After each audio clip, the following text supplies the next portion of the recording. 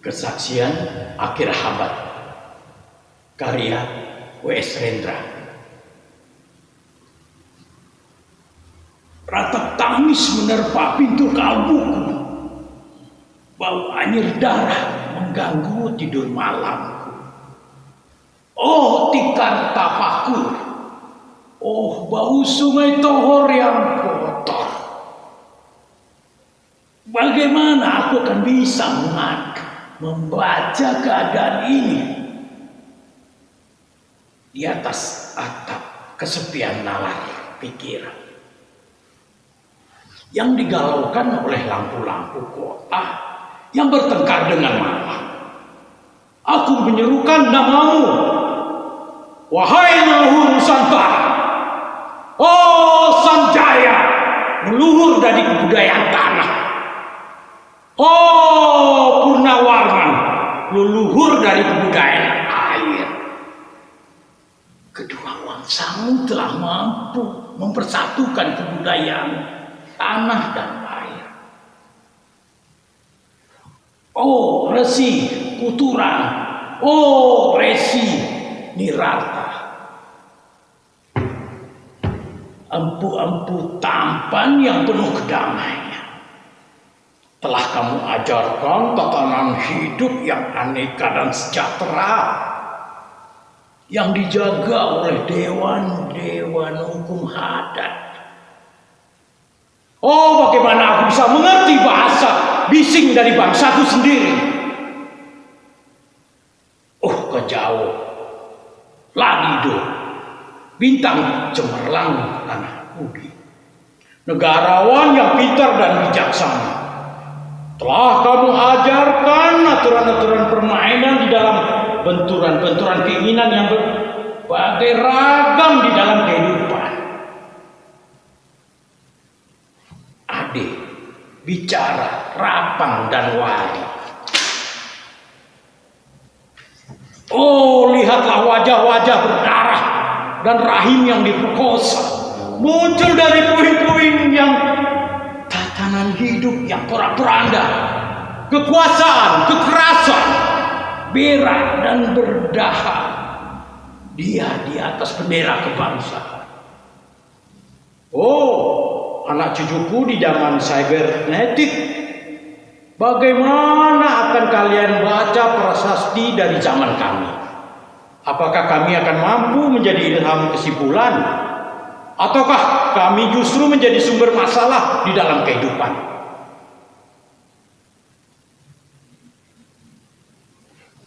Dengan puisi ini aku bersaksi bahwa rakyat Indonesia belum merdeka.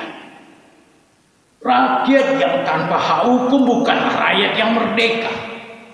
Hak hukum yang tidak dilindungi oleh lembaga peradilan yang mandiri adalah hukum yang ditulis di atas air. Bagaimana rakyat bisa merdeka bila birokrasi negara menjadi aparat pemerintah dan tidak menjadi aparat rakyat yang otonom dan mandiri, sebagaimana layaknya di negara yang berdaulat rakyat? Bagaimana rakyat bisa merdeka bila hak pilih mereka dipasung, tidak boleh memilih secara langsung? Zaman mereka, bupati, wali kota, gubernur, dan jaksa tinggi mereka. Dan partai-partai politik menganggap rakyat hanya abdi rakyat, abdi partai, yang dinamakan masa politik partai, kaulah partai atau hamba partai. Bagaimana rakyat bisa merdeka bila pemerintah melecehkan perdagangan antar daerah dan mengembangkan merkantilisme dendels,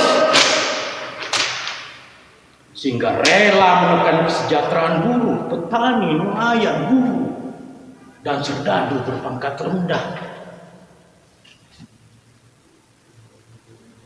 Bagaimana rakyat bisa merdeka bila provinsi sekadar menjadi tanah jajahan perintah pusat?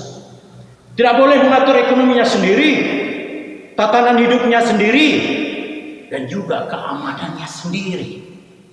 Ayam, serigala, macam dan gajah, semuanya peka pada wilayahnya.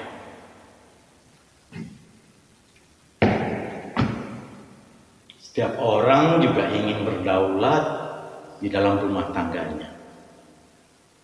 Setiap penduduk ingin berdaulat di dalam kampungnya. Dan kehidupan berbangsa tidak perlu merusak daulat kedaerahan. Hasrat berbangsa adalah naluri rakyat untuk menjalin ikatan daya cipta suku yang penuh keanekaan kehidupan dan memaklumkan wilayah pergaulan yang lebih luas untuk merdeka bersama.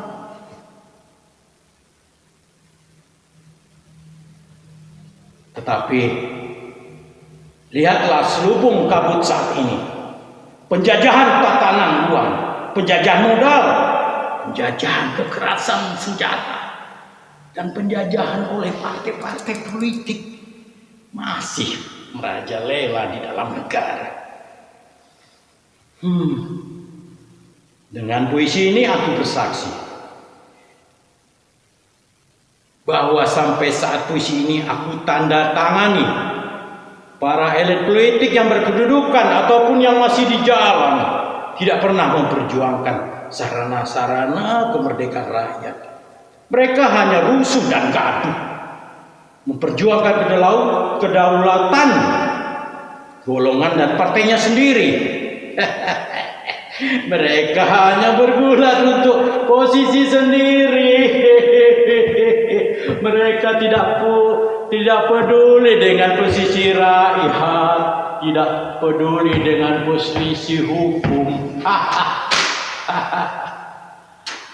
Posisi polisi atau posisi birokrasi. Dengan picik mereka akan mendaur ulang malapetaka bangsa dan negara yang telah terjadi.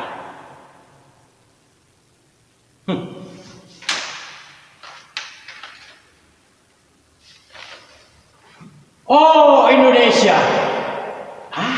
Indonesia. Negara yang kehilangan makna. Rakyat sudah dirusak asas tatanan hidupnya. Berarti sudah dirusak pula kemanusiaannya. Maka sekarang negara tinggal menjadi pesta. Itu pun pesta yang lusuh dan hampir sobek pula. Pendangkalan kehidupan berbangsa telah terjadi.